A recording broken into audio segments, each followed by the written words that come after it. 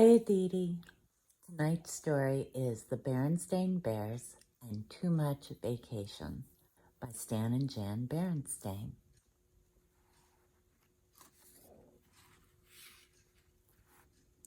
Can a bear's vacation with more rain than sun end up being the one that's most fun?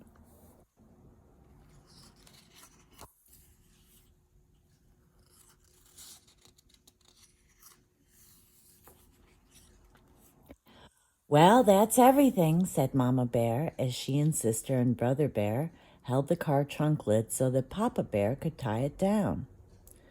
Not quite, said Papa, running back into the treehouse. We almost forgot the camera, he said when he reappeared. What good is a wonderful vacation without photographs to remember it by? Good thinking, Papa, said Brother. May I take some pictures when we get there? And how about me, Sister wanted to know.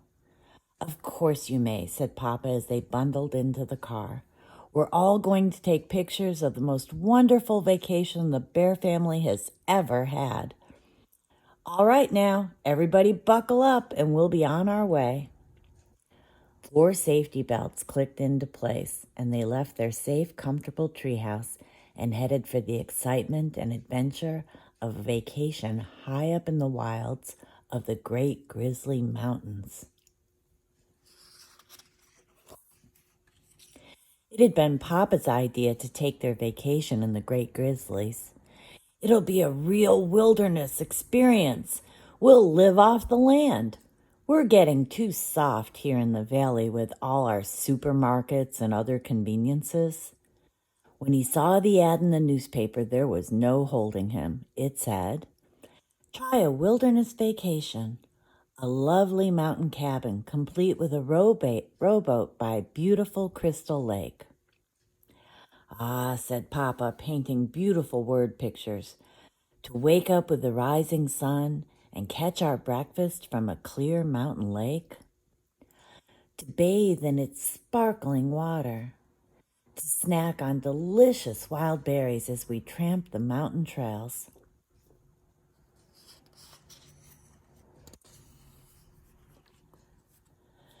To gaze at the beauty of a mountain sunset, then to sleep through the peace and quiet of a mountain night, far from the noise of traffic and neighbors' barking dogs.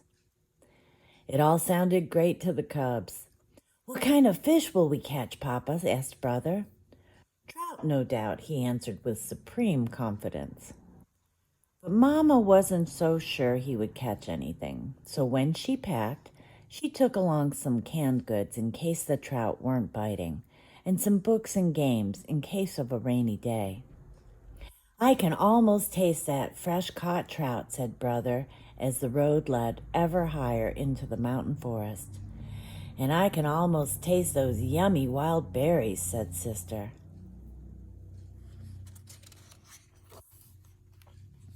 And don't forget my terrific wilderness stew, said Papa as he turned onto an even steeper road.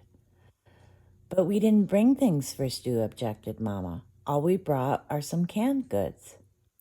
Of course we didn't, laughed Papa. I'm talking about my special live-off-the-land survival stew. It's my secret recipe. I make it from bark, leaves, and roots that I find in the woods. When will we get there? Asked the cubs. Very soon. I can tell by the smell of that mountain air, said Papa, taking a deep breath. That's not mountain air, complained Brother, making a face. That's skunk. Said Papa, wrinkling his nose. A good time to start taking those pictures, thought Mama. Phew, said Papa. Click, said the camera. There's the cabin, shouted Sister as they rounded a bend. And there it was indeed, a mountain cabin beside a lake, complete with rowboat. Of course, it wasn't quite as they had pictured it from the ad. Crystal Lake looked more like mud soup. The lovely mountain cabin looked more like a tumble-down shack. There was a rowboat, all right, but it was half sunk in the lake. But Papa wasn't the least bit discouraged. He was more excited than ever. "It's perfect," he shouted. "The most perfect live-off-the-land vacation spot I've ever seen." Mama wasn't so sure. She noticed that there were no wires leading into the cabin, which meant there was no electricity. "That's the last thing we need," scoffed Papa. "What you need on a live-off-the-land vacation is plenty of can-do spirit and lots of forest smarts, and I've got enough of those for all of us."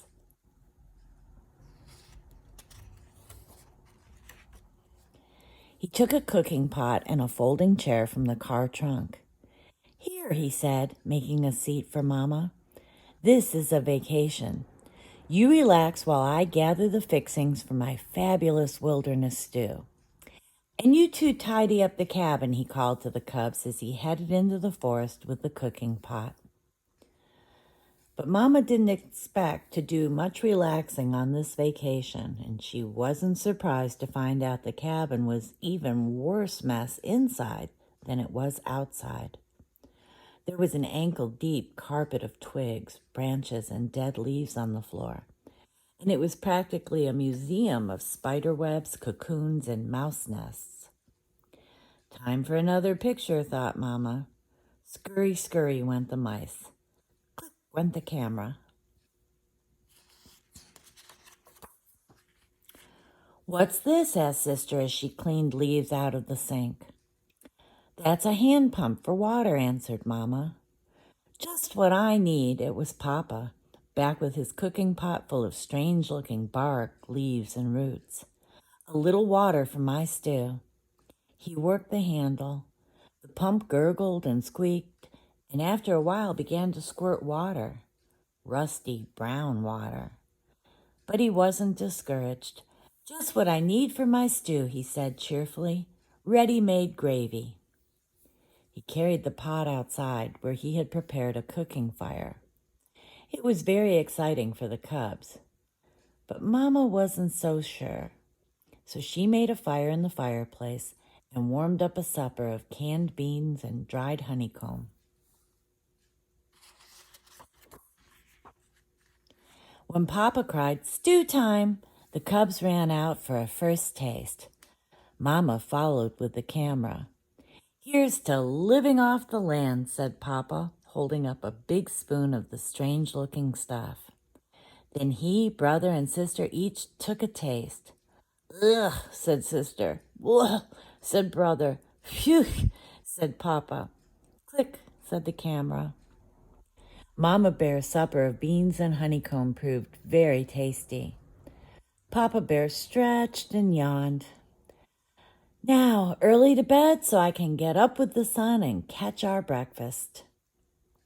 The sun did rise, and it was very beautiful, but Papa snored right through it. The frogs, crickets, and owls had made such a racket during the night that he hadn't fallen asleep until just before the rising sun lit up the sky. Papa began to get a little discouraged when he went out to catch breakfast. The boat sank as soon as he stepped into it, and all he caught was a gloppy mudsucker that made snuffling noises and stared. "Snuffle, snuffle, glop," said the mudsucker. "Click," said the camera. It was Papa's turn to snap the pictures when Mama and the cubs tasted the wild berries. The thorns were something fierce, and the berries were so sour even the birds puckered.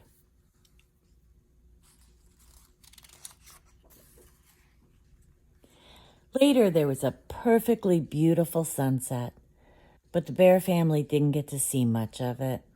They were too busy swatting the swarms of hungry mountain mosquitoes that swooped in from the lake.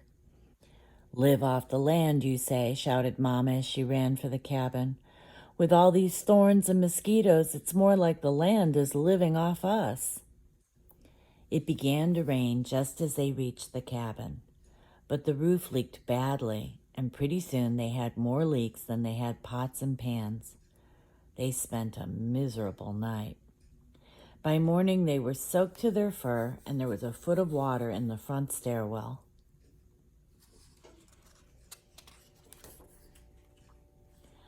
"Don't worry," said Papa. "The rain can't last forever, and just as soon as I sweep out this water—" But instead of Papa sweeping the water swept Papa out the door, down the muddy slope, and into the muddy, mucky lake.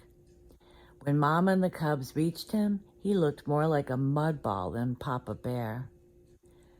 "Say," he said, looking up at them, "I have a terrific idea. Let's go home."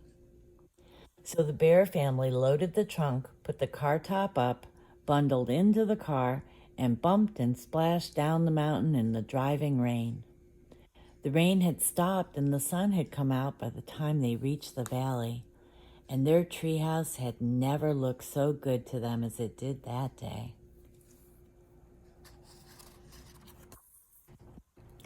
The next day, Mama took the film to the camera store to be developed. When the pictures came back a few days later, the Bear family wrote titles on them. They began to chuckle as they passed the pictures around. The chuckles grew to roaring laughter, and soon they were laughing so hard they cried. Papa smells the mountain air. We are greeted upon our arrival. We taste Papa's wilderness stew. Papa catches our breakfast, our first taste of wild mountain berries, and Papa decides it's time to go home. And every so often through the years, they take out those pictures and have an absolutely wonderful time enjoying the worst vacation the Bear family ever had. Well, Dee Dee, I hope your vacation's going much, much better than that, and I'm sure it is. Sweet dreams, honey. I love you. Good night.